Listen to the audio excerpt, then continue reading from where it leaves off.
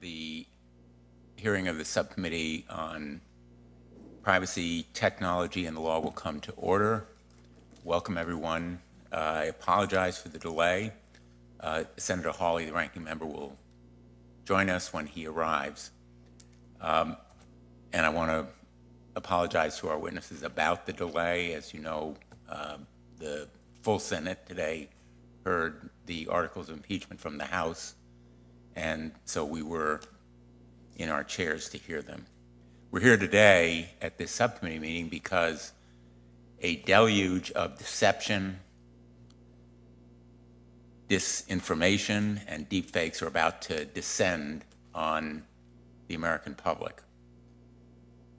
The form of their arrival will be political ads and other forms of disinformation that are made possible by artificial intelligence. There is a clear and present danger to our democracy. This world of disinformation doesn't have to be our future. We have agency. We can take action. And we are here today not only to hear about the dangers, but also to look forward to action that we can take in the United States Congress. But we should make no mistake. The threat of political deepfakes is real. It's happening now. It's not science fiction coming at some point in the future, possibly or hypothetically. Artificial intelligence is already being used to interfere with our elections, sowing lies about candidates and suppressing the vote. We already have a chilling example. This January, thousands of New Hampshire residents received a call impersonating President Biden, telling them not to vote in the state's primary. And it's important for the American people to hear exactly what was said. Yeah, participate in their primary. What a bunch of malarkey. We know the value of voting Democratic when our votes count. It's important that you save your vote for the November election. We'll need your help in electing Democrats up and down the ticket. Voting this Tuesday only enables the Republicans in their quest to elect Donald Trump again. Your vote makes a difference in November, not this Tuesday. If you would like to be removed from future calls, please press 2 now. It's important for the American people to hear what impersonation and deepfakes look like. It's also important to know that that's what suppression of voter turnout looks like. The deepfake of President Biden wasn't made by a computer whiz or some computer science graduate student or anybody with any particular skill. It was made by a street magician whose previous claim to fame was that he has world records in spoon bending and escaping straitjackets. The voice cloning technologies used in that call were inconceivable just a few years ago. Now they are free, online, available to everyone. And it's not just voice cloning. Deepfake images and videos are disturbingly easy for anyone to create. Protecting our elections isn't about Democrats versus Republicans. Already, deepfakes have targeted candidates from across the political spectrum, and no one, literally no candidate, no voter, no one is safe from them. And if a street magician can cause this much trouble, imagine what Vladimir Putin or China can do. In fact, they're doing it. National security officials and law enforcement have been shouting from the rooftops, as well as in our classified briefings, their fears about AI and foreign disinformation. It's happening. It's here. Earlier this month, Microsoft revealed that social media accounts linked to the Chinese Communist Party were using AI to meddle in American politics. China has been caught using deepfakes to impersonate Americans to sow division and conspiracy theories, such as deep fake images to push the lie that the United States military caused wildfires in Hawaii.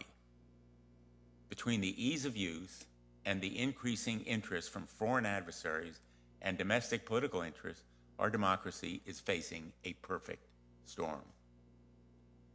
When the American people can no longer recognize fact from fiction, quite literally, it will be impossible to have a democracy. As we discussed in our last hearing, these deep fakes and rampant disinformation are also happening at a time when local journalism is hanging by a thread. Deep fakes have targeted not only presidential candidates, but also Senate campaigns and local elections, like the recent Chicago mayoral election. Anyone can do it, even in the tiniest race. In some ways, local elections present an even bigger risk. A deep fake of President Biden will attract national attention. It will be publicized as disinformation and deception. But deepfakes on a local election, state legislative contest, or city council? Probably not. And when a local newspaper is closed or understaffed, there may be no one doing fact-checking, no one to issue those Pinocchio images, and no one to correct the record. That's a recipe for toxic and destructive politics. Congress has the power, indeed the obligation, to stop this AI nightmare. There are common sense, bipartisan bills ready to go right now. I'm supporting them. A number of my colleagues have offered and supported them as well. Senators Klobuchar and Hawley's legislation to prohibit deceptive political deepfakes, the Protect Elections from Deceptive AI Act, requiring consent and watermarks for deepfakes, such as Senator Coons and Senator Blackburn. It's called the No Fakes Act. On Section 230, Senator Hawley and I have a bill to ensure that there's no question that Section 230 does not apply to AI. We can hold social media companies and big tech accountable for election deepfakes and other AI-driven harms. If we leave them unchecked, deepfakes and political deceptions will sow the seeds of our destruction as a democracy. It may sound like an exaggeration, but it is dangerously true. And so this world of disinformation, poisonous lives, doesn't have to be our future. Today, we need to begin or continue the process of making sure it isn't our future. And with that, I'll turn to the ranking member.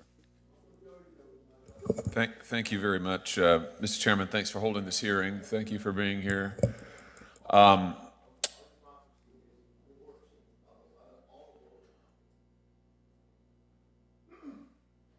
All right.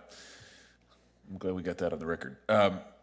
Thanks to the witnesses for being here. I just want to add, I don't really have much to add to what the chairman said, because I just agree with all of it. I think this issue is, it's not just an issue anymore. It's not just a theory, and the effect of AI in elections is not something, deepfakes in elections is not something that is any longer just a theory. We've seen it. I mean, we've seen it happen. I mean, some of you were here today to testify about it. We've seen it with fake robocalls. We've seen it with fake images, fake videos produced and disseminated on social media having to do with candidates.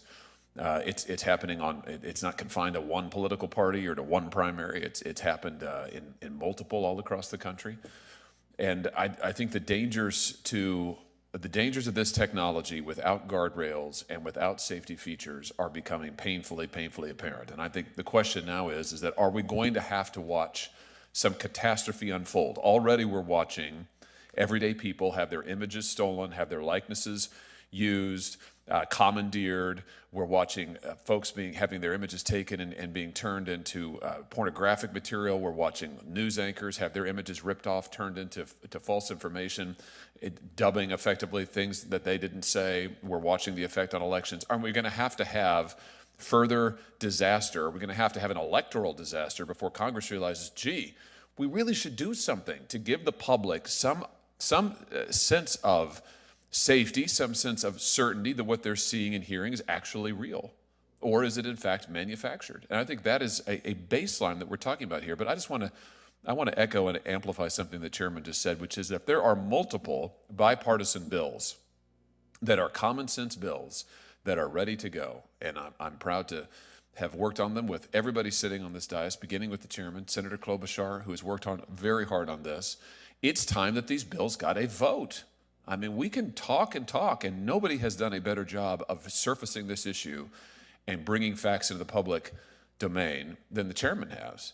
But now it's really time to vote, and I just call on the leadership of both parties in the Senate. Both parties. The leadership needs to support an effort to get a vote. And I say an effort to get, really, they just need to schedule a vote. Let's put these bills on the floor and let's vote. Let's not allow these same companies that control the social media technology in this country, that control the news in this country, to also now use AI to further their hammerhold on the United States of America and on our political process. So thank you, Mr. Chairman, again. Thanks to all the witnesses. Thanks, Senator Hawley, and thanks for your work on this issue. And I want to turn to Senator Klobuchar, who's really been a leader on this committee, the Judiciary Committee, but she also chairs the Rules Committee, which will oversee a lot of this legislation when hopefully it does get to the floor. And certainly we're here because we believe there should be a vote. And thanks to Senator Klobuchar for your leadership. Thank you. Well, thank you, Chairman, and thank you, Ranking Member Hawley, for this important hearing, this opportunity to keep this on the front burner. As Senator Hawley just said, we cannot wait. We are scheduling a markup of our bill, and we are going to have to work. It's the only committee that both leaders are on. Fun committee to chair. And so I will seek Senator Hawley's help and others on our bill, which includes Senator Coons and Collins, Senators Bennett and Ricketts, and a whole lot more support on both sides of the aisle to get the votes, not just to, we can obviously pass it, but I'd like to get a really strong vote coming out of committee so we can immediately get this thing heard, because we really can't wait. The elections are upon us. And like any emerging technology, AI has great opportunities, but also significant risks. And this is the one right before us, as well as other issues related to scams. And we have to put rules in place. And we can't let the same thing happen as every one of the four of us has been out front on this, as happened with Section 230 and what happened when they just acted like these companies were little things in a garage, and now they're humongous monopolies. And now we are all challenged in trying to get these bills forward, whether it's on fentanyl, whether it is on child pornography, whether it is on competition policy. And we have to move these. The fake robocall, I hadn't actually heard it myself, so thank you for that. And it is just impossible to tell that that's not Joe Biden, as it was impossible to tell one video that ran during the Republican primary that wasn't accurate involving Donald Trump. That also wasn't accurate. Or we had a Elizabeth Warren video in which she says Republicans shouldn't vote. That wasn't her, but you couldn't tell. We had in Minnesota, and this is not AI, but it just shows how devastating this can be. We had a photo the day after the heroes, the two police officers in Burnsville, Minnesota, were killed after rescuing 7 kids, and then the paramedic was killed who was performing CPR. A photo of an actual rally picture from 2022 that I was kind of in the background on started going around. At the same time, there's some kind of Russian photo going around saying that I fund Nazis in Ukraine. That's been going around for 3 years. This photo had a red circle around me in the background. and then they put defund the police signs in the hands of the people at the rally that were never there. So they were literally using the people who did this, I personally think it was foreign interest, but took a photo and put those defund the police signs after these officers had been killed. And to their credit, X and Meta put altered content with the big sign, but it took us about a day to get all this down. It was going all around the internet. That is actually not AI. That's a real photo and that they doctored, and people thought it was real. It looked real. And so this kind of thing is just going to keep happening and keep happening unless we take immediate action. 11 states, including my own, have enacted laws to address these threats to our elections, and that's great, but it doesn't cover federal. And some of these states they're not all blue states, whatever, purple states. People are taking action as seen by the bipartisan nature of our legislation. And we also need disclaimers on other ads that aren't deep fakes, and that's a bill that we will also be marking up in the Rules Committee. So I want to thank my colleagues for doing this. I want to thank them for their willingness to stand up on this issue and look forward to hearing the testimony of the witnesses. Thank you. Thanks, Senator Klobuchar. I will now introduce our witnesses. This panel is extraordinarily distinguished. Zohaib Ahmed is the CEO and founder of Resemble AI, a research and development lab focused on the creation of generative voice models. He and his team have spent the last 5 years developing and researching AI voice and detection technology and are uniquely positioned to understand both the remarkable potential and possible risks associated with the rapid advancement of voice synthesis and cloning capabilities. Rijul Gupta is the visionary founder and CEO of DeepMedia, a leading deepfake detection and AI security company with a foundation in machine learning from Yale University and over 15 years experience writing AI algorithms. He has dedicated his life to developing DeepMedia's patented AI technologies and establishing the company as the gold standard in combating threats posed by unethical AI and deepfake misinformation. Ben Colman is the co-founder and CEO of Reality Defender, a cybersecurity company helping enterprises and governments detect deepfakes and data science for over 15 years. He has had 10 years at Goldman Sachs and Google. David Scanlan became New Hampshire Secretary of State in January 2022 after serving 20 years as Deputy Secretary of State. Prior to that, he served 8 terms in the New Hampshire House of Representatives, including a term as Majority Leader before joining the Secretary of State's office. As is our custom, I'm going to ask you to stand and be sworn.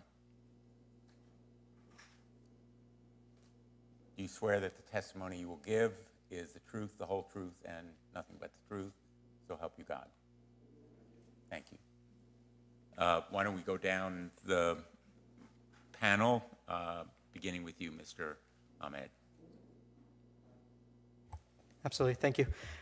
Chairman Blumenthal, Ranking Member Hawley, members of the committee, thank you for the opportunity to discuss the oversight of AI as it relates to the understanding, the impact the technology could have on the election. As I was introduced, Resemble AI is a research and development lab focused on the creation of generative voice AI. We've worked with large media companies, game studios, telecom companies, as well as content creators to produce AI voices. And we spent the last 5 years developing and researching this voice technology.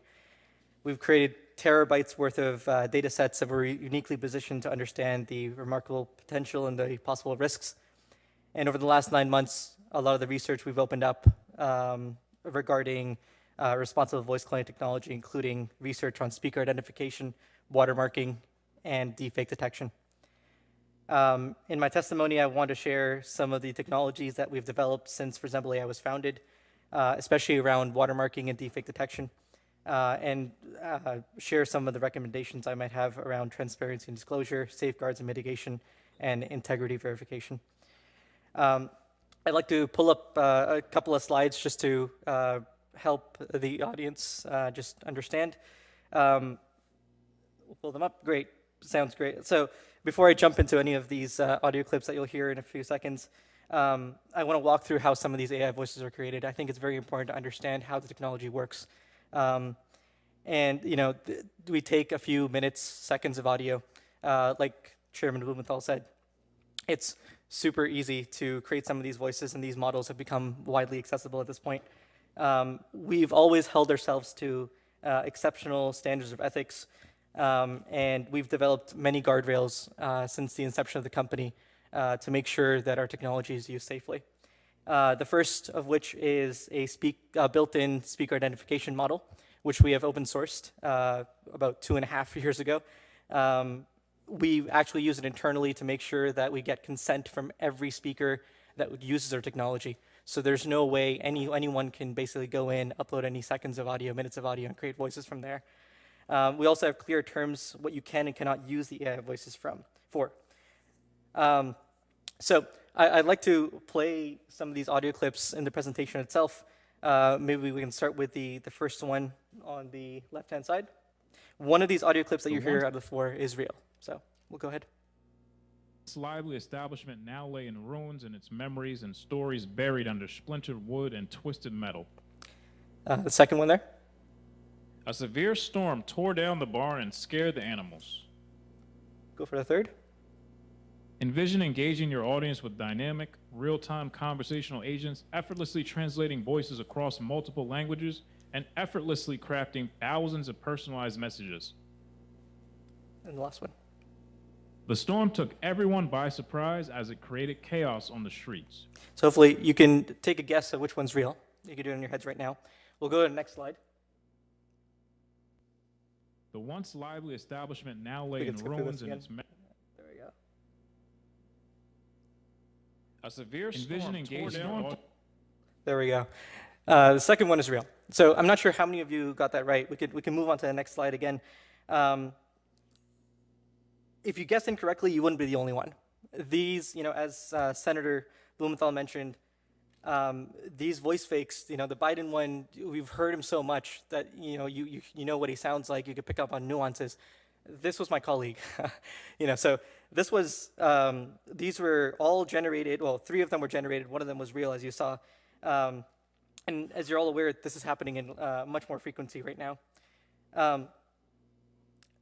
We acknowledge that the consumer education and awareness is a critical piece of addressing this situation. For the last 12 months, we've been publishing detailed incident reports of every case where AI is utilized for scams. We have analyzed the Joe Biden incident. Yesterday, we analyzed the LastPass CEO that was used as a deepfake incident on WhatsApp. So you have enterprises, you have consumers, you're all being targeted by the widespread of this technology, and this is all available for anyone on our blog.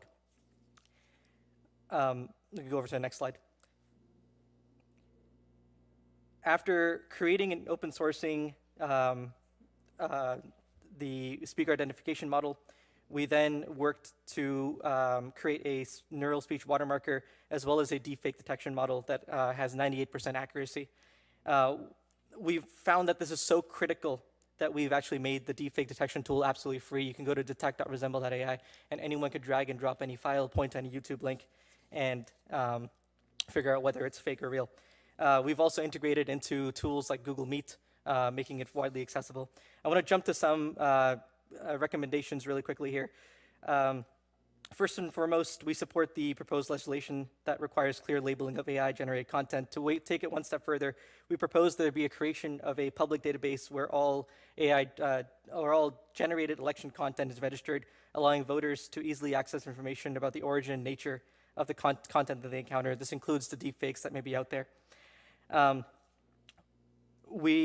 To adequately safeguard against misinformation, particularly during critical events like election, collaboration is key. By distributing and allowing platforms or enforcing platforms to use watermarking technology or using deepfake detection will instantly tell the consumer whether something is real or fake. You won't have instances where you have to wait a whole delay while things propagate throughout the world, and then you realize, oh, you have to like create community notes to backstep. We believe that AI watermarking technology is a readily available solution that can already check the integrity of audio content. We propose that all election-related audio content, including political advertisements, campaign messages, and public statements by candidates, be watermarked with the technology. One of the key aspects of our watermarking is that it can actually persist through training. So generative models, when they scrape data and train models, we can actually figure out from the output of the model where this data came from, which is significantly important. The traceability aspect is really important. We also recommend the establishment of a certification program. Much like you have the check marks and you have e-signatures, setting standards for the effectiveness and reliability of watermarking solutions ensures that only trusted and vetted technologies are used. We're always willing to help facilitate partnerships between private and public sectors to ensure today's innovation is used responsibly. Thank you for the opportunity to provide insight into voice cloning technology and preventative measures that can be taken now to ensure the integrity of this year's election. Excellent. Thank you very much. Mr. Colman. And you can turn on your... Thank you, Senator. There you go. Ahead of my 5 minutes, we had a chance to work with Senator Blumenthal's office to record a few real and fake audio clips which I'd like to play for the group. If we can start with the first one, we're going to ask the audience and those on the DS which ones are real and which ones are fake. Hi, my name is Richard Blumenthal, United States Senator from Connecticut, and I'm a diehard Red Sox fan. And the second one, please. Hi, my name is Richard Blumenthal, United States Senator from Connecticut, and I'm a diehard Royals fan. And the third and final one. Hi, my name is Richard Blumenthal, United States Senator from Connecticut, and I'm a diehard Yankees fan. And as you guys think about which ones are real and fake, we're going to share with you the surprise that they're actually all fake. And really, the challenge and opportunity is that anybody with a Google search and internet connection can make something as entertaining or as dangerous as they can imagine. Anybody ought to know I'm not a Royals fan. No comment on that. With all due respect to the ranking member. Chairman Blumenthal, Ranking Member Hawley, Senator Klobuchar, and committee members, I thank you for your stated concerns on the impacts deepfakes have had on our elections and our democracy. And I thank you for holding this hearing, as well as requesting my presence here. It is an honor to provide insights that may help both your committee and the American people, and I applaud the committee's efforts in surfacing this problem in front of the nation. For 3 years, led by unmatched innovation in American tech companies, rapid advancements in generative artificial intelligence are now a permanent fixture in society. As a longtime cybersecurity professional, myself and my team at Reality Defender foresaw the harms these technologies could bring years before the current AI boom. We built our company because, after seeing how weaponized content and disinformation impacted our loved ones, we sought to combat the future technological drivers of advanced disinformations, which are called deepfakes. Now, deepfakes are AI-manipulated media that impersonate our citizens or create synthetic identities to spread disinformation or commit fraud. They hit the heart of what makes us human, realistic enough that even those of us who started AI for years and have PhDs have been at times unable to tell the difference between real and fake with our naked eyes. Now, not all AI technology is bad. Now, while they have their benefits, they can also hit core tenets we hold dear. We've seen foreign adversaries weld deepfakes in sophisticated disinformation campaigns, with Russian media falsely depicting Ukrainian forces as the perpetrators of the devastating attack in the Moscow Music Hall. We saw this in America with a robocall of a fake President Biden to thousands of New Hampshire constituents, asking them not to vote. I cannot list every malicious and damaging use of deepfake of the past, present, and future. What I can do is sound the alarm on the impacts they have, not just on democracy, but also on America. Anybody with internet access can create AI-generated audio, video, images, or text to convince and persuade millions of people.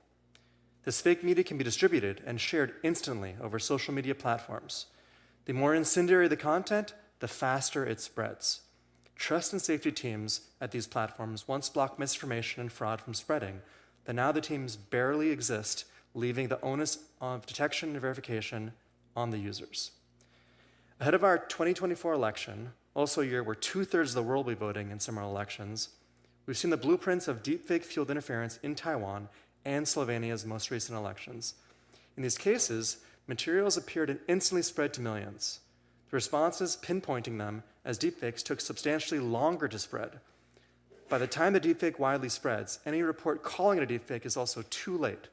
Uncovering truth will always be slower and harder than spreading a lie. The same type of deepfake-enabled operations can and have happened here. They will continue to be more damaging results as deepfake technology catapults ahead. This is not fear-mongering, AI alarmism, doomerism, or conspiracy-minded hyperbole. It is simply the logical progression of the weaponization of deepfakes. To protect our democracy and the media that drives it, legislation must mandate that content platforms are responsible for the urgent detection and removal of dangerous deepfakes and AI-generated media. I applaud members of this committee on their Protect Elections from Deceptive AI Act. Unlike measures that have more or less given the pen to the largest content and social platforms, this law has great teeth and has a great start. But we can go further by imposing real penalties on bad actors using deepfakes to morph reality and on the platforms that fail to stop their spread. Federal laws should outline penalties specific to the severity of using deepfakes in election disinformation crimes, as the state of Minnesota has done. AI developments move fast. Legislation must move faster, forecasting and potentially anticipating the rapid improvements in the quality and application of deepfakes, all built by companies who move fast and break things. The things here are aspects of society everyone in this room holds dear: democracy, truth, trusting your eyes and your ears.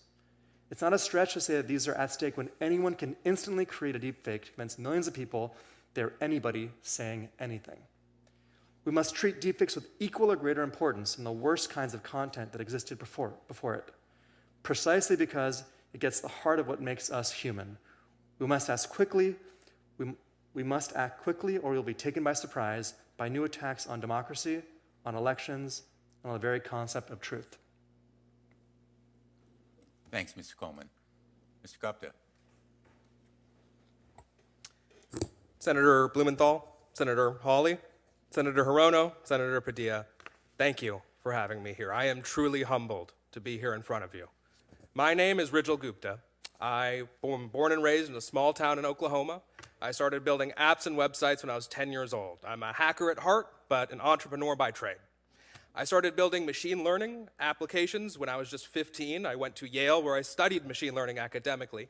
And after graduating, after a couple of years, I started reading papers about what we now call generative AI.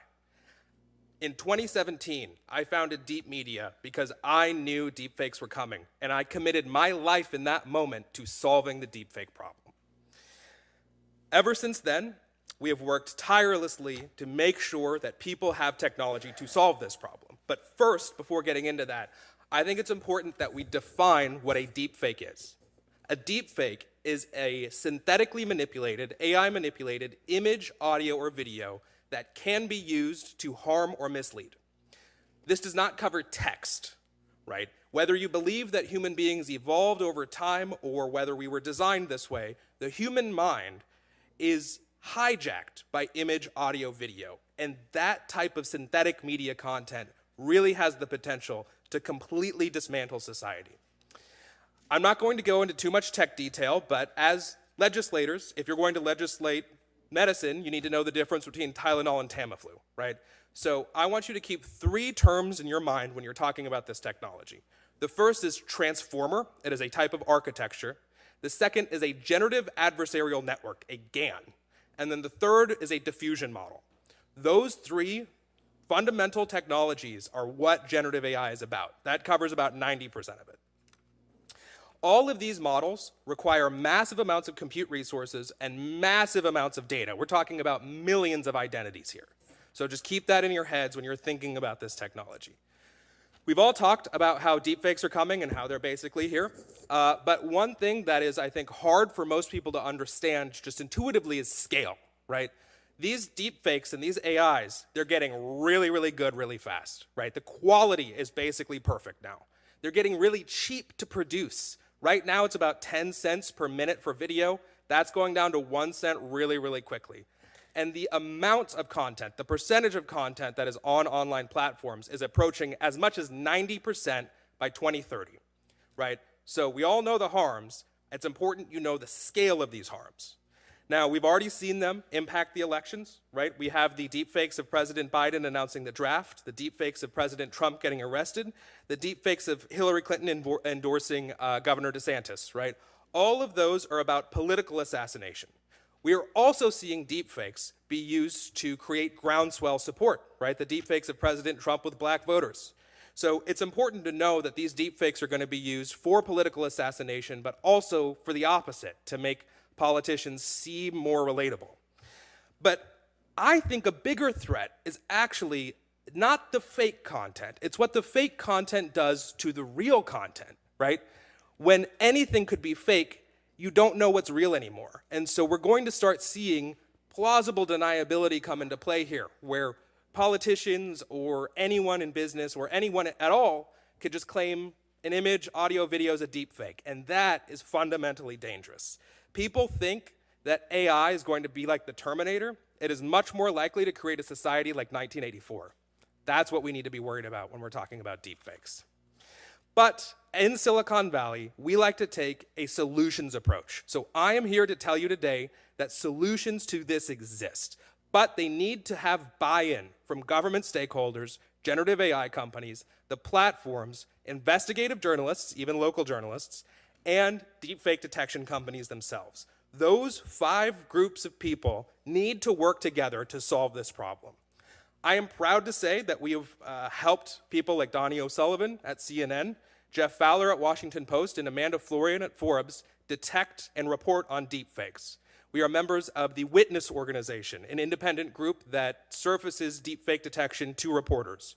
We are part of the DARPA Semaphore and AI Force program that brings in researchers, corporations, and government resources to solve this problem. We are part of the Content Authority Initiative alongside companies like Adobe that try to label real content and fake content. We also have several of our own committees that we're leading that bring in the deepfake generative AI folks to label their content, people in research for detection, and big tech platforms to adopt this technology to keep people safe. I am a believer in the free market. I fundamentally think AI can be used for good. I believe deepfakes represent a market failure. They represent a tragedy of the commons, and that this fraud and misinformation is a negative externality, and that if we legislate this properly, we can internalize that negative externality and make the AI ecosystem flourish.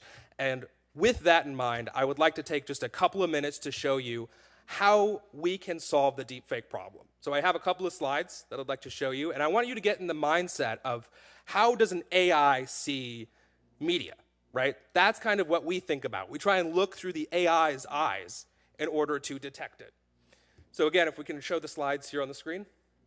Go to the next one, please.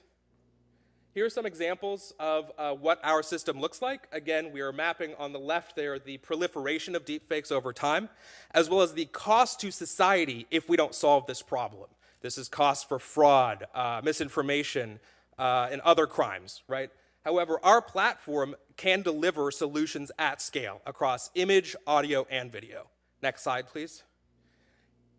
Here we see what some examples of real content and fake content. Again, it's not just about detecting a deepfake, right? It's being able to detect a deepfake while not saying a real thing is fake, right? That's critical.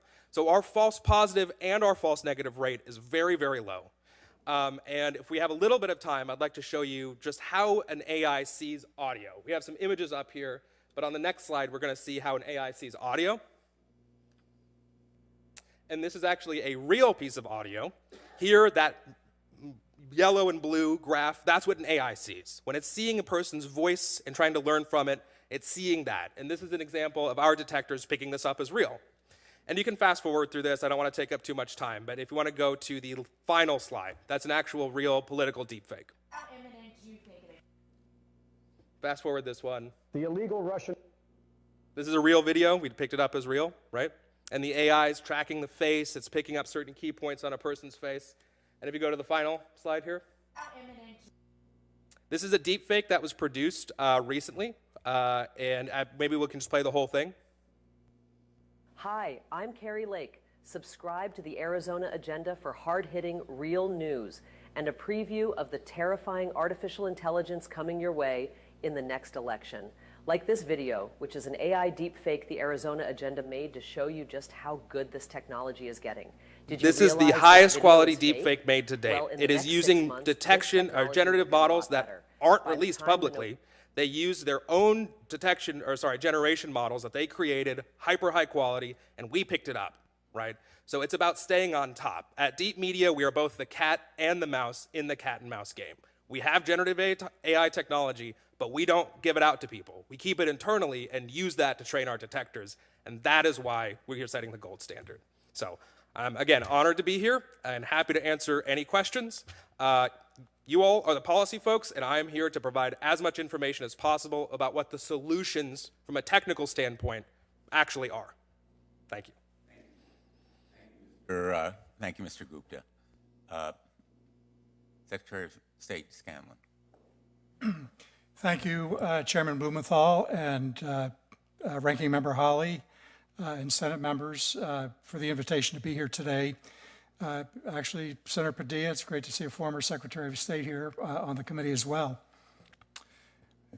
On the weekend before January 23rd, when New Hampshire held its first of the nation presidential primary, everything was going very smoothly. The candidates were out doing their last-minute campaigning. All of the polling places were set up and ready to go.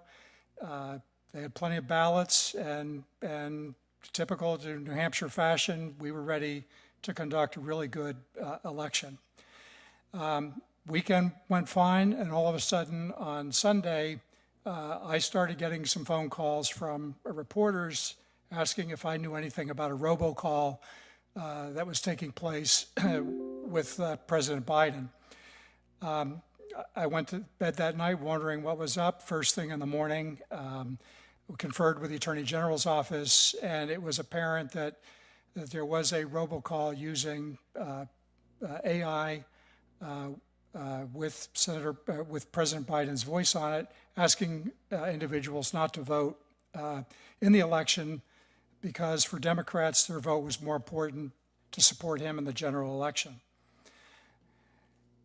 Interestingly, the robocall was spoofed, and I understand that's a term where a call is assigned to somebody else's phone number to a prominent Democrat in the state of New Hampshire who was a former state party chair and a former member of the Democratic National Committee.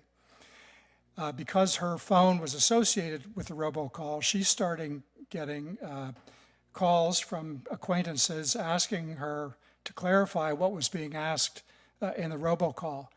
She very quickly figured out what was happening and reported the incident to the Attorney General's office, and they opened up an investigation. Fortunately, when there is a major election taking place in New Hampshire, the media, both state and national media, are on top of it. They are looking for something to report, especially when things are running very, very smoothly. And so when this surfaced, they jumped all over it, which was actually an opportunity for my office, the Attorney General's office, and the Governor's office to inform voters of what was occurring, let them know that, that what was being said on the robocall was a form of voter suppression, that it was illegal, and that in that specific instance they should ignore it and make sure that they participate in the election. And every indication is that they did. New Hampshire had a record turnout in both the Republican primary, but also in the Democratic primary when you have an incumbent president running for a second term. New Hampshire broke a record in the turnout. So it is hard to tell how much of an impact that particular robocall using AI actually had on the voting population. We estimate, or the Attorney General's office estimated through the investigation that they have done to date, that there were between 5 and 25,000 calls made in the state of New Hampshire to voters with that information. So clearly, it did not seem to have an impact on that election. In hindsight, though, looking back, the call itself was kind of primitive, and it is something that could have been done with an impressionist, somebody that could, a real live person that could imitate the vote of the president in this case, and could have done the same thing with a robocall.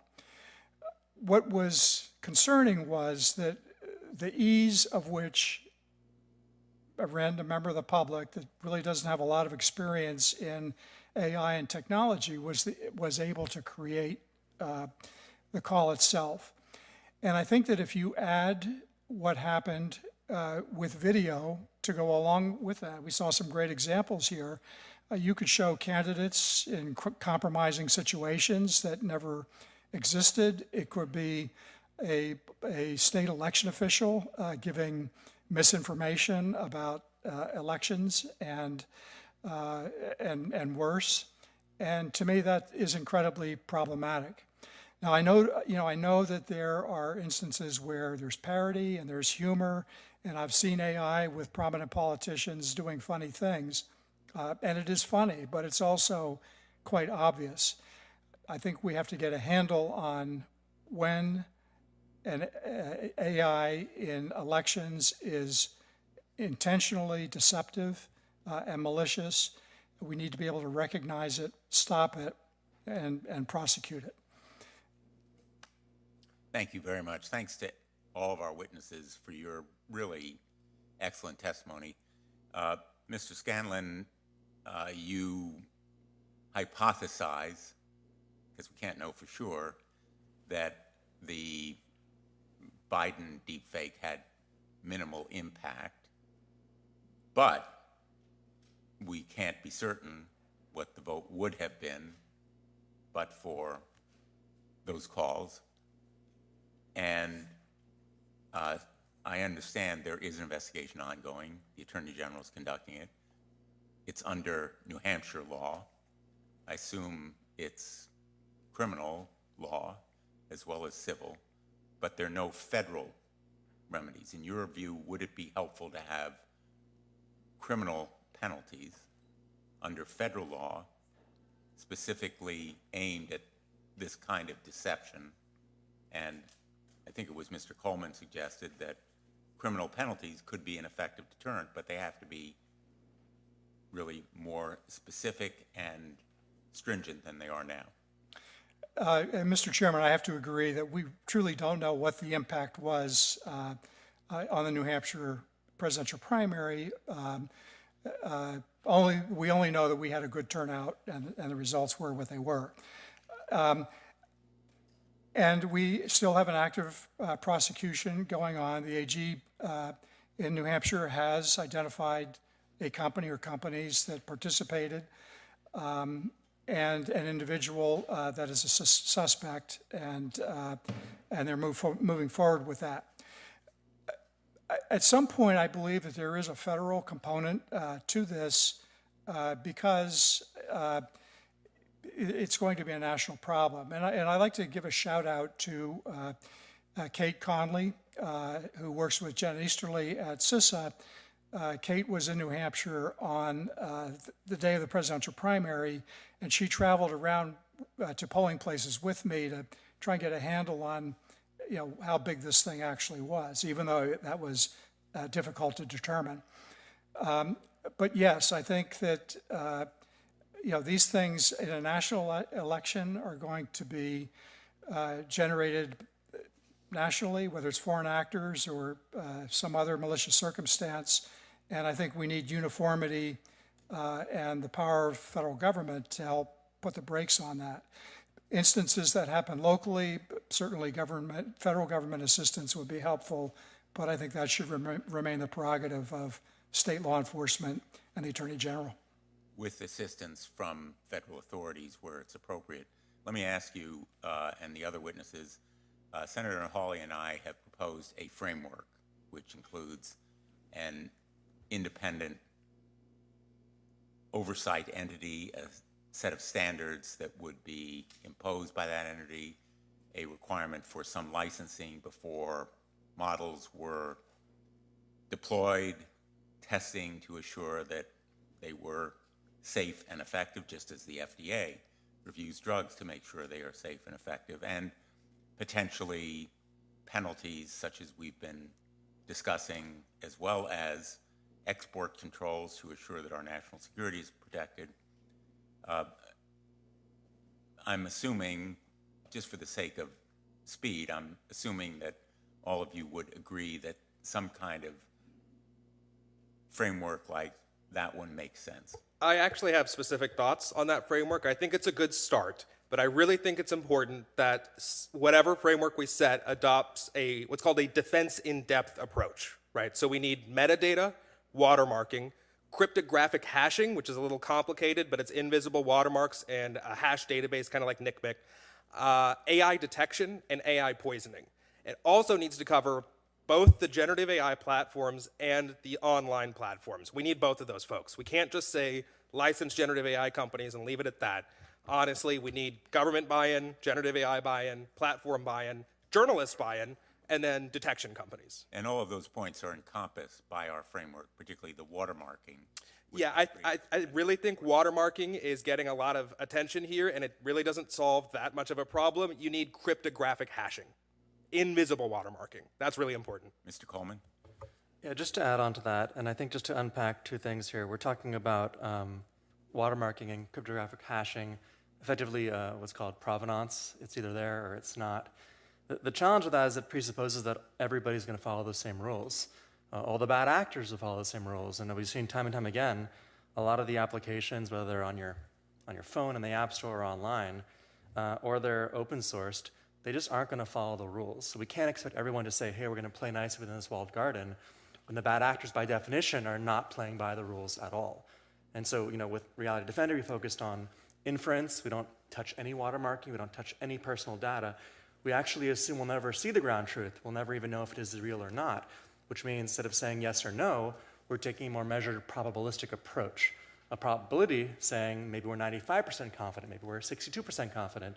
We build that into a larger framework of just one signal among many to make a better insight, to have a platform or a team decide to block or flag a piece of media or a person or an action. We're going to adhere to 5-minute rounds on the first round. I hope to come back to this line of questioning, and I apologize that others of you, Mr. Ahmed, you may have some comments as well, but in deference to my colleagues who have other commitments, I'm going to turn to the ranking member.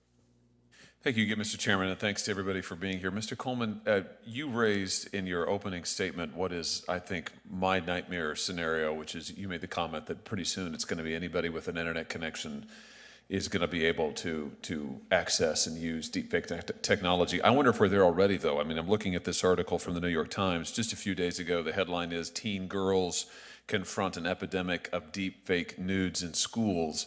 The details of this are just unbelievable. I mean, this is a young girl, Francesca Mani, at a high school in Westfield, New Jersey, and she's a 10th grader.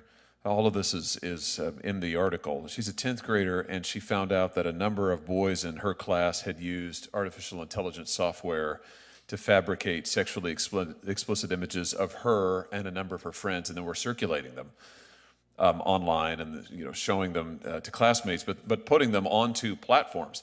Now, I presume that these teenage boys didn't pay a lot of money in order to do this. In fact, the article goes on to say that they used widely available nudification apps to create these fake photos. So they take the photos of their classmates from Instagram or wherever, and use those, feed them into this app, and then here you are, and it probably costs them almost nothing. So I guess my question to you is, are we at the point now with this technology where we're going to see a flood of AI-generated CSAM, a flood of other sexually explicit material created of adults or young adults? I mean, is this the point that we're at now?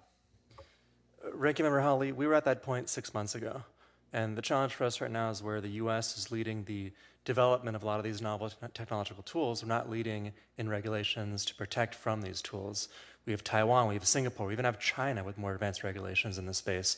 And to your point, beyond elections, thinking about different types of kind of equally or more dangerous risks from deepfakes, there was recently in House Oversight and Accountability Committee referencing very scary statistics that 98% of all deepfakes are actually pornographic. 99%. Sorry, what was the percentage? 98% of all deepfakes. 99% of people targeting deepfakes are women. The 40 most popular deepfake pornography websites have over 143,000 deepfakes pornography, unpermissioned, just in the last year, getting over 4 billion views. Now, these two numbers are more than the previous 10 years combined. So when I say this is already a problem, it's been a problem. We're waking up to it now, and the selection is just one risk that the larger world of regulations can solve for. So I guess my question is, I mean, given that, what is the most effective regulatory avenues to pursue? I mean, how are we going to empower people like Francesca and her parents and the hundreds of thousands, I mean, is it soon going to be millions of women who have had their images used, commandeered, we'd say in a legal sense, and turned into this sexually explicit material? Right. How are we going to empower them? It's quite simple. You mentioned CSAM imagery. There's a really nice framework in both national and also state level regulations in the space. When you upload something on, for example, YouTube, it's checking for a few things. It's checking for violence. It's checking for underage imagery. It's checking for, are you uploading the latest Drake song? That's because of regulations. So to scan for generative media would just be another check within that same flow. It's nothing new, nothing novel. It just needs your teams to actually push it forward to require the platforms to protect the consumers. Because in the absence of this, we have things like community notes, which only actually cause anything once things have been shared 100 million times. Or worse than that, we have content moderation teams, which we've seen be slashed, and they don't really do anything at all. So the challenge here right now is that the technology exists. We have folks on this DS who can actually solve for it. We need regulations to require the platforms themselves to use us the same way they're required to scan for underage imagery. Sorry, really quick, a point on that. I think it's important to understand that for like a deep nude image, they're shared on like WhatsApp and things like that. Those are end-to-end encrypted. You can't detect that. It doesn't make any sense. To solve that specific deep nude, you need AI poisoning, which is part of the defense in depth. Anytime you upload an image to Instagram, you can poison it so that if someone tries to deep nude it, it turns out as garbage. So specifically for deep nudes of like images posted to Instagram, AI poisoning is that solution.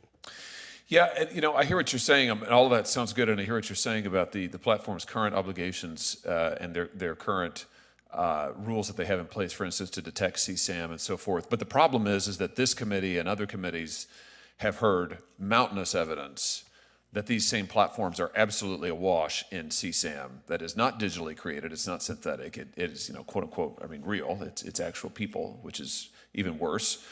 And they're just absolutely, they say that they're trying to do their best, but it is absolutely the internet, particularly Facebook, Instagram, absolutely overrun. Which brings me to what I think has got to be part of this conversation, is we have got to allow Americans, ordinary Americans, individual citizens, we have got to allow them to get into court and to hold accountable legally companies who are producing or hosting this content. If we don't do that, I don't see how we change the incentive structure. If Instagram fears that it's going to get $1 billion jury verdict against it, they'll adopt all kinds of new technology. But if they don't, they won't. Thank you, Mr. Chairman. Thanks, Senator Hawley. Senator Klobuchar. So true, Senator Hawley. Right now I'm going to focus on elections, but I will say those were startling numbers, Mr. Colman, and I think it is just what we are seeing, both real people and AI-created people. It's one of the reasons that we got the SHIELD Act through here, which is not the liability issue that I also support, that Senator Hawley was mentioning, but also getting the information to law enforcement and the like to be able to make it easier to go after these perpetrators. And if we can just sit here and do nothing, we can pass resolutions, but unless we empower people to go after these cases and then equally make liability, it's just going to get worse and worse. And at some point, the public will have had it. I don't know if that's what this year, but it's going to happen. And so I keep telling my colleagues this. So let's go to a few things here. The bill that I mentioned that Senator Hawley and Coons and Collins and Bennett Ricketts, other I have. Could you tell me, Mr. Colman, how AI has this potential to turbocharge election-related disinformation and why we can't just rely on the disclaimers and watermarks? I think you can do that for a set of it. I don't think you should do it for all uses of AI. And we have a labeling bill that I think differentiates that. But for this really bad stuff that Secretary of State Scanlan was referring to, tell us why it's not enough. This is softball, but to run a whole thing and have a little label at the underneath when they think it's the actual candidate, but it's not. So, you know, we agree on that. I think that to paint the larger picture, what we saw during the primaries was a single static deepfake, pre-recorded, kind of a one-to-many attack. It didn't change. It wasn't even live. Imagine a world where that was a one-to-one attack, where instead of it being pre-recorded, it was actually live, and instead of being from one to many, it was one-to-one, where it's coming from your husband, your wife, your boss, saying, hey, Ben, we need you in the office at 6 a.m. I know it's a voting day. Or to an election official, hey, we're moving your precinct. We need you to be across town 3 hours away. And so that's where this is going to go. It's not going to be a single pre-recorded, arguably medium-level deepfake. It's going to be a real-time custom deepfake in conversational language, having people do all kinds of things at all levels of the election system. So on our side, we see this as a massive issue, not just in the US, but globally. And what's great here is on the DS, we have different technologies all solving very much the same issue.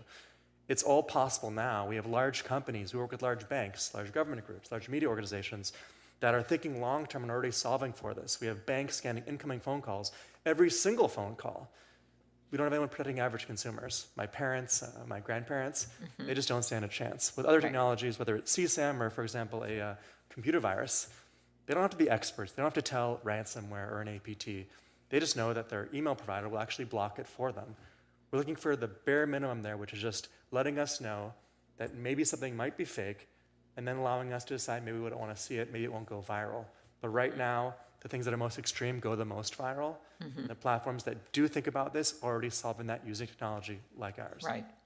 Very good. And I do want to note that drafting this bill, the deepfake bill, wasn't easy. We had to look at allowing satire, right, and all these kinds of things within the framework of the Constitution, and having Democratic and Republican lawyers look at this to figure out what gave us a chance. I just think if the platforms can point to something, as opposed to laws that aren't quite on point, which 11 states have done for states, but not for federal, and say, no, we've got to take this down. We're going to be in a much better place than we are with a little label that they may not even notice. And it also, the labels, I think it's important for some of this, but I don't think it can be the only answer. Mr. Scanlan, birthplace of democracy, no kidding. Spent a little time in your state there. I know you cherish democracy very much. Could you talk about what other federal support would be helpful in taking this on in addition to stronger laws? Secretaries of State for a good decade now have been dealing with misinformation and disinformation generally, and that takes on many different forms. And there's no question that today voters receive their news in different formats than they did 20 years ago. And a lot of that news is electronic. It's on their cell phone.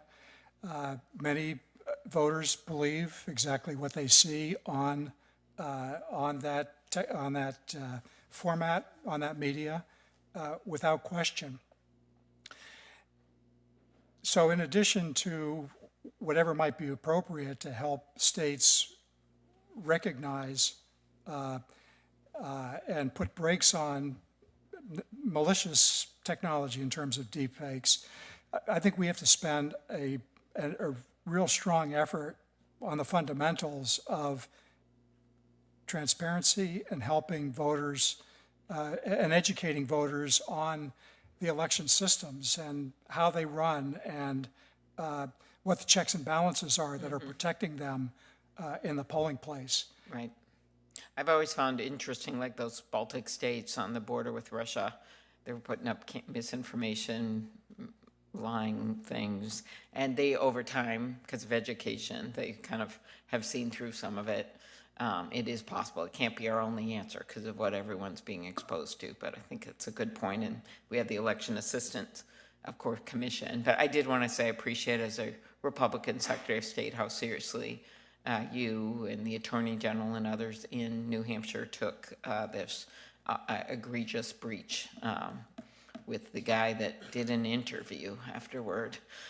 Maybe they should have hired a mime instead of a magician. But in the end, I just think that we've got to make clear there's consequences when this happens as well. I have other questions. I don't want to go over my colleagues' time. I already have about that. I'll ask you on the record, Mr. Ahmed and Mr. Gupta. Thank you so much for being witnesses today. But we have to be as sophisticated as the people that are messing around with our democracy and our laws. And that's why we got to get these bills done. Thank you. Thanks, Senator Klobuchar. Senator Hirono. Thank you, Mr. Chairman. Maybe this is something that Secretary Scanlan can talk about. We have laws that we're contemplating passing in this committee as well as in the larger committee, the full committee. But where does educating the public come into play? To let them know that as we are approaching, or we are already in an election situation, that they should expect to experience AI-created audio, video, fake stuff. That where does educating the public to the fact that they will be subjected to all of this come into play to inoculate them against the impact of this kind of deep fake material? I think the states are best suited to deliver the message. Are they, to though? their voters. I believe they are. Now, I believe that there is a role for the federal government to assist them in that, because elections are run differently in every state. Yes. But there is this issue with AI and the impact that can have, it could actually bring down an election if it's done successfully. Mm-hmm. And that's a national problem. It's not a state problem. The states, I think, are prepared to help deal with it, but the narrative has to be uniform. Well, what I'm getting at is that people in the use of AI, I think, is going to be very prevalent in this upcoming election season. The voters should know that they will be subjected. They may not know it. They may not even believe that it's happening to them. Something happens, and then after the fact, you have a press conference and you say, oh, there was a fake President Biden telling people not to vote. That's after the fact. How do you inform people that they should be aware? Are states doing this, and does that play a role? That's the question that I have, because I don't know that that is happening in the states. It's usually after the fact that they are informed. In New Hampshire, we're trying to raise the level of awareness of voters so that they know what to expect during an election cycle. I don't know that we can do any more than that. Some of these deepfakes can be incredibly real, and I don't know how we deal with that in real time. Mr. Colman, do you have something to add? Yeah, at Reality Defender, we don't sell directly to consumers. We sell to large companies, for example, large investment banks. And large investment banks have a internal challenge educating their employees, whether it's deepfakes or ransomware or spam or different kinds of scams. And what we've seen work, and the only thing that works, is to actually try and scam the employees, obviously teach them what's happening, and let them look back and see what happened. An example with phishing email campaigns, one of the most standard tools to educate employees about phishing campaigns is to actually send them phishing campaigns, and then afterwards ask them if they thought it was real or fake, and do it over a continuous basis, over weeks and months. And I would imagine, I can't speak to whether it's state or federal, that's your world, not mine, but I can imagine, given that we're all talking about cybersecurity, education, and hygiene, a very similar approach could work on a very large level. I do think it's worth pointing out that deepfakes, image, audio, video, this is a new paradigm, right? It's a new reality. There is evidence from the University of Maryland School of Public Policy that when voters are informed about what policy looks like, there is wide bipartisan support for federal regulation. There just is, right? I believe it's 89% support across the board. And I can share that report with you if you're interested. I think one of you said that that there are countries, Taiwan, even China, they already have legislation to protect against the use of AI-created deepfakes. So are any of them applicable, do you think, to our country? Mr. Colman? Absolutely. And just at a high level, the majority of use cases for AI and generative media are great. They're going to help the world do a lot of great things. They're going to help create medicine faster, solve all kinds of societal issues. And this is one very small issue that has very large asymmetric penalties, as they say. And so what we're seeing in other countries, whether it's in Taiwan, Singapore, Japan, even China, but also UK, European Commission, Canada, is the first step is the bare minimum is just indicating that something may be fake.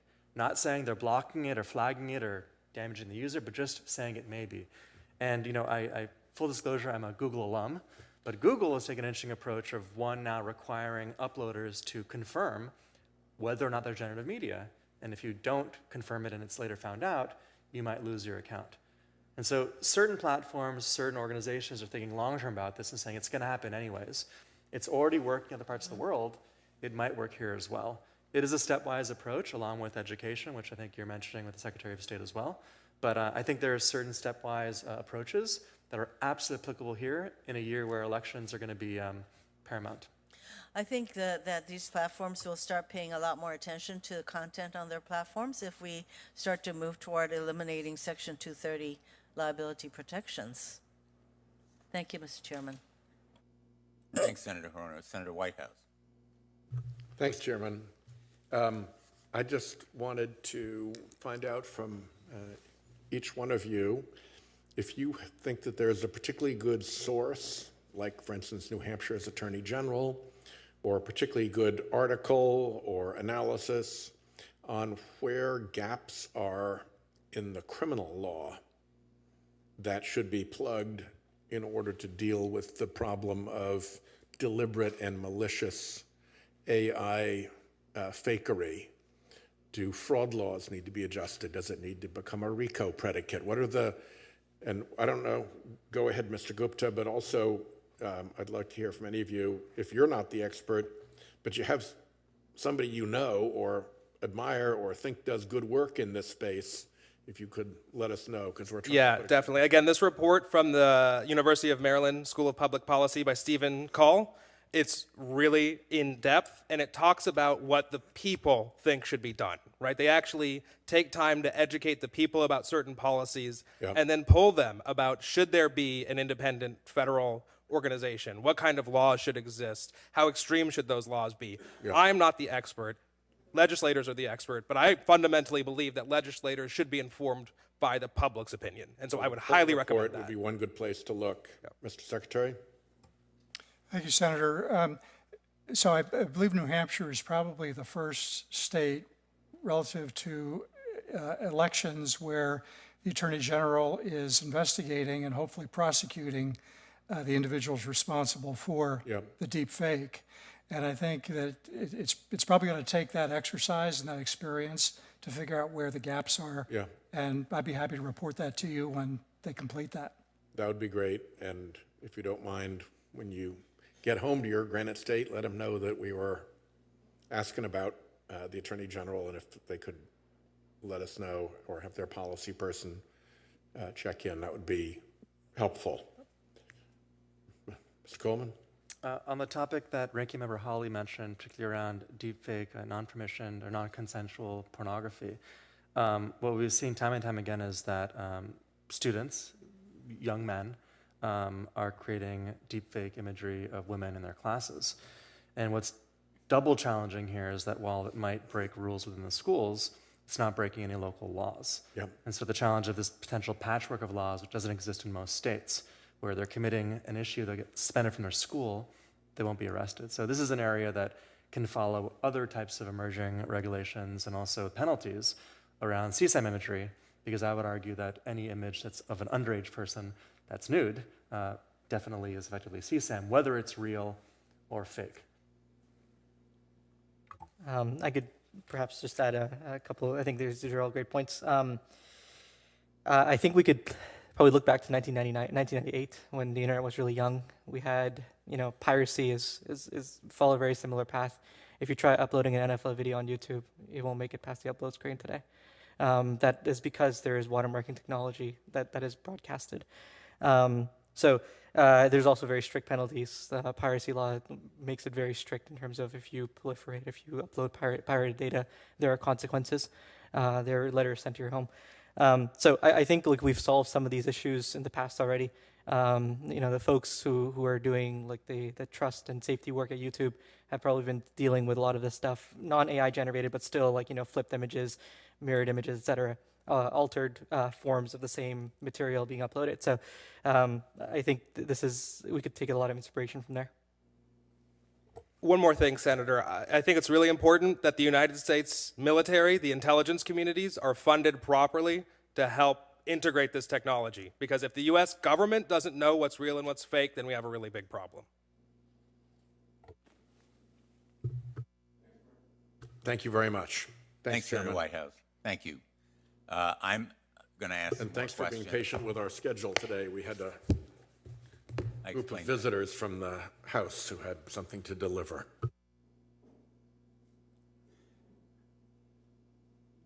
Very well said. I have a few more questions, and I apologize for the lateness of the hour, so I'm going to try to be quick in my questions. Mr. Ahmed, I think you had a comment on my question. If you can't remember it, you are more than forgiven. And I want to prompt you with another question along the same lines. We were discussing watermarking. The point was made that this labeling watermarking was insufficient in and of itself. The idea of an independent entity would be not necessarily only to set a licensing regime, but also establish something more than just simplistic watermarking, as all of you have suggested. You actually use voice cloning software. The voice cloning software, incidentally, from New Hampshire, I understand, was from a company known as 11 Labs, or it was created using software from 11 Labs. Most of these voice cloning tools don't require the consent of the person being impersonated. You suggested earlier, I think, the idea of a public database, traceability. Could you expand on that point? Because it seems to me we've been talking about essentially defensive measures of a very simplistic kind. If we can use the technology to flip the model, so to speak, if there is technology that can be used to apprehend and trace the bad guys, that might be a strong deterrent. Yeah, absolutely. That's exactly how we're thinking about watermarking. And, and to the earlier point, the watermarking that we're talking about here is imperceptible. It's inaudible. It's deeply sophisticated. It's a neural network that's embedding watermark. So it's very difficult to replace or remove these watermarks. I think, this kind of indirectly kind of answers a bunch of questions and topics today. I think we need to hold a lot of generative companies accountable. It shouldn't be the case where someone can go in and, as unsophisticated as these attacks are at the moment, they're largely there because they're not even writing code. They're actually going to online websites, sometimes even to the Apple's App Store, downloading an app and effectively doing something there. So I think we could start at the generative modeling perspective there. I think the idea of traceability is extremely important. You have the world that we don't want to live in is a world where everyone just shuts down, creates their data lake and says, this is our data, no one else can touch it, no one else can access this data, right? And you're already seeing that with Reddit, you're seeing that with Twitter, where the API access is being shut down. You have other, companies that rely on that data to suffer. So I think the twofold answer to your question, one, the generative models, if we can create some sort of a watermark, and there's tons of research we're doing in this area where a subset of the data, even if it's watermarked, the watermark persists through model training, shows up on the other side. You could see like, oh, this was created with this source of audio, right? And I think that's extremely important. The second is this idea of this public database. I think a lot of this does come to education. When I was in school, you were told how to use the internet. You were told how to chat online. You were told where to go. I think the world has like significantly changed. I think people like kids, adults, etc., people who work in enterprises need a place and a source where they can look at vulnerabilities. And I think, as you grow up, I studied computer science. In our forensics class, we would look at like reports that Google, Apple would publish as like incident reports and try to analyze them. I think a public database of all incidents that is very easy to find, neatly categorized, serves as good educational material, trying to demonstrate how attacks were created, and that basically can be a great resource for education, but also a great resource for understanding, where these where the gaps are in terms of holding these generative companies accountable, and making sure that they're not that easy to access. I would like to just commend that statement and also let you know that currently exists with the DARPA AI force. Like that, the DARPA is working on that exact idea, and I think it is a great idea. Thank you. Mr. Colman?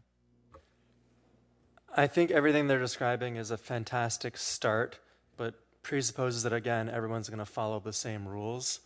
Whether it's downloading open source software or a state-level actor using software that does not follow the rules or has hacked the rules. Best case is you have a watermark or a cryptographic hash that's wrong, that gives a false sense of security. In worst case, you don't have anything at all because the bad actor doesn't care about the rules and doesn't follow them. And so our focus is on the probabilistic view that doesn't need any watermarks. And I think this is where we could all work together, but I just want to share that there's two sides of the same coin. Yeah, I'm assuming that no one follows the rules voluntarily. I do think, really, it's more about that Swiss cheese model, if you're familiar with that, right? That you have all of these different things in place, and the stuff's going to fall through the holes. And deepfake detection companies like ours, we are good at deepfake detection, right? We have really high-quality accuracy. We present heat maps and information and probability scores, and all of that's delivered to big tech companies at scale, militaries at scale. Like, that's what we do, right? But that's not enough. By itself is not enough. You need everything. You need some kind of punishment when people fail to follow the rules. That too. And you need to know what's real and fake, right? This is counterfeit truth, and like we have counterfeit currency, right? Well, you need to be able to know and to prove. And punish. Yeah. Mr. Chairman. Prove just as you would in counterfeiting, just as you would. Right. Somebody speeding. We don't assume that everyone's going to follow the speed limits. You need police with radar detectors. Yeah, right. Yes. But I think beyond all of this, these are all fantastic ideas that at some level we'll all solve for. But I think we can all agree we need to start somewhere. We need to start somewhere with baby steps. We can start adding additional things, but we still haven't started yet. And we're months away from an election year. Well, you have just crystallized or expressed the anxiety that many of us feel because we are approaching the election. As I mentioned at the very outset, we're facing a deluge of this stuff. Yeah. And by the way, it's not the first time that we face distorted electioneering or fake ads. When I first started out, our great fear was on the Sunday before elections, someone would go around with mimeographed pieces of paper and put them on the windshields of cars parked at church without identifying who it was from, but distorted images of the candidate doing something terrible. So the idea, and you go back to the founders, they were worried about false electioneering as well. As Secretary of the State in New Hampshire, you have a concern with making sure that elections are fair and honest.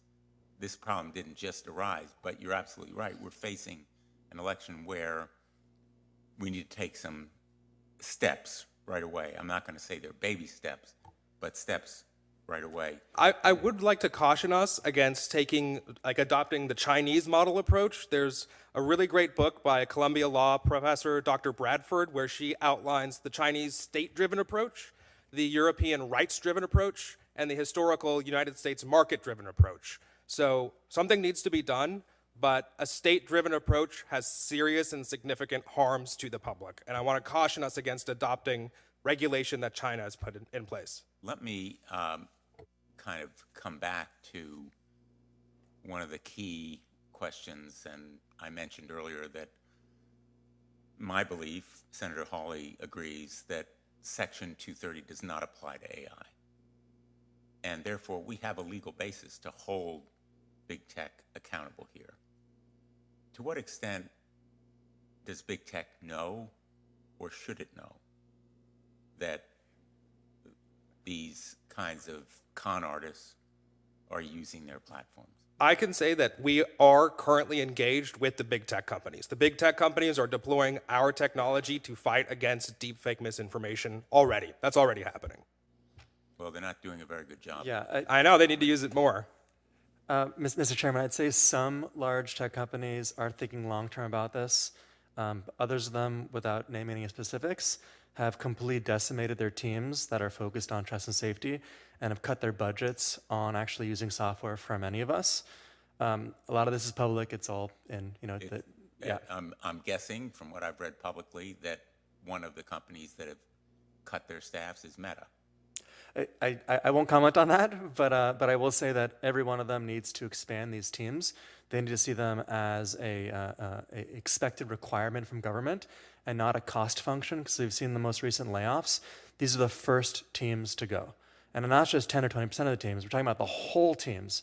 Everybody in trust and safety, everybody in identity KYC, everybody in fraud, completely gutted.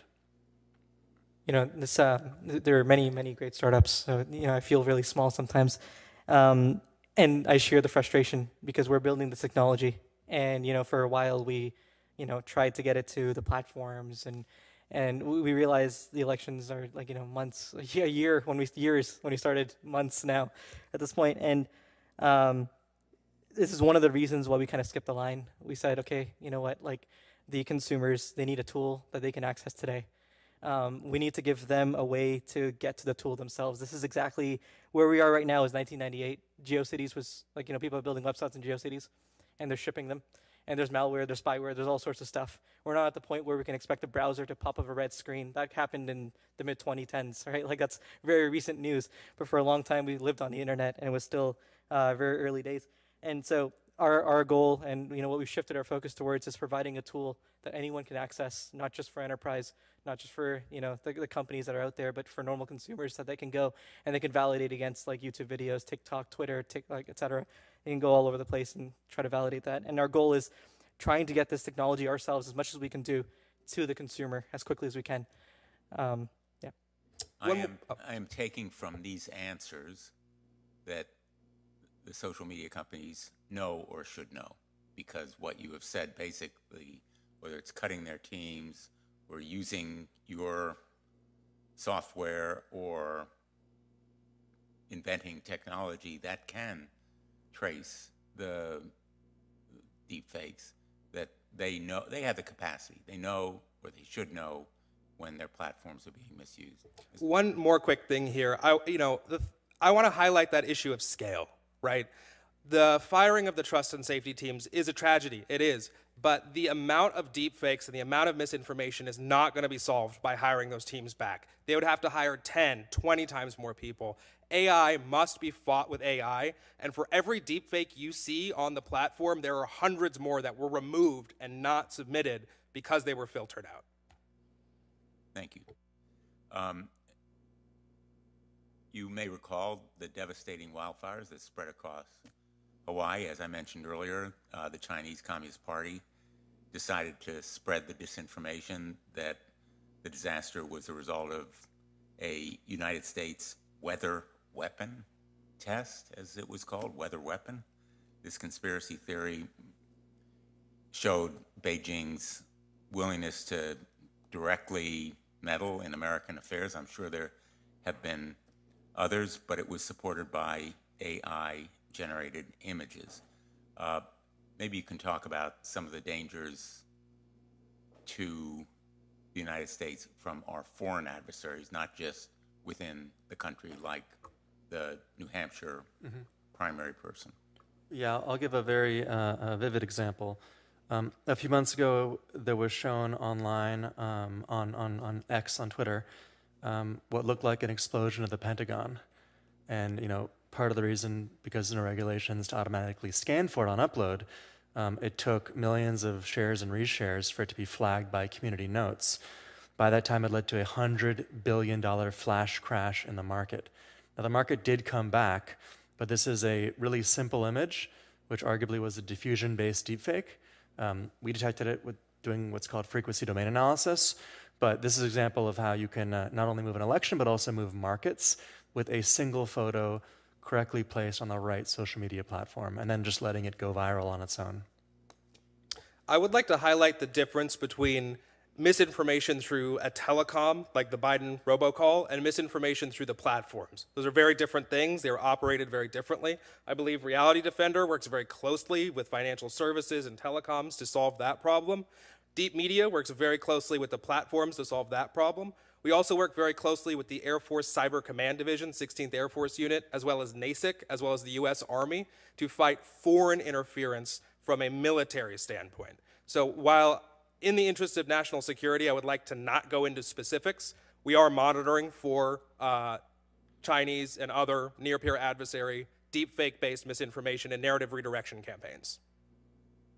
Let me conclude my questions by going to Mr. Scanlan. You mentioned the possibility that AI could be used to, quote, bring down an election, end quote. Maybe you could expand on that point. What's most important in the election process is that the voters have confidence in the outcome and the results of an election. And as long as they are confident, they are going to participate. And New Hampshire and Minnesota consistently are among states where we have very high voter participation. But if voters start believing that the government is corrupt or the election outcomes are not accurate, they've been manipulated somehow, then participation is going to decline. And it only takes one really serious event where an election at least has the appearance of having a major breakdown in terms of the outcome to throw doubt in the voting population. And I think that's a really, really significant concern. That is probably the most fundamental, important thing that I perceive in my role as Secretary of State, is to make sure that an election is not messed up, that the voters believe and know that it was run fairly and accurately to the highest standards possible. And if we lose that, it will be very, very hard to get it back. Thank you. I'll open it to any final comments that anyone may have, if you haven't had an opportunity to say something. No, I think, I'll echo the point. Voter confidence is so key. We have a list of these attacks that occur other places in politics, et cetera. One to point out is actually in the British opposition leader, Sir Keir Starmer, there's a deep fake of him berating his staff, right? That gives an impression to voters that is not correct. It's not fair to him. Overall, once what my colleague said earlier, when everything in the world is fake, you don't know what's real anymore. And I think that's extremely important. Yeah, I'll just add and reiterate that I don't think any single solution is ever 100%. And the opportunity that exists with developing the world's best technology can also apply here as well. I'm certainly excited for the collaboration among startups and big companies, but also our elected officials in solving this very important issue. Thank you. I would like to highlight two things. I definitely agree with Ben that no single solution works. I believe the defense in depth solution provides a comprehensive way forward. I also want to highlight that, again, there are frameworks for legislation. There's the state-driven approach with China, the rights-driven approach with the European Union, and the market-driven approach with the United States. A market-driven approach is good for the generative AI companies and the platforms, and it's good for the US people. It is not dissimilar to the proposed legislation that you've put in place. I actually think that solves a lot of these problems. But to me, it's about internalizing these negative externalities so the AI ecosystem can grow safely, largely, quickly, and we can all get rich. Mr. Scanlan, Secretary of State, your synopsis or your summary of the dangers here, I thought, was very eloquent and powerful. But I know you're on the firing line. Literally every election, every time people go to the polls, that issue of trust and credibility is there. And it relates not only to those of us who are candidates, but anybody who goes to the polls and want to have confidence that the outcome is going to have integrity. Thank you for being here. Thank you all. This was an excellent and very informative and helpful session. Again, my apologies for the lateness, and this hearing is adjourned. The record will stay open for a week in case my colleagues have additional questions for you in writing. And the hearing is adjourned.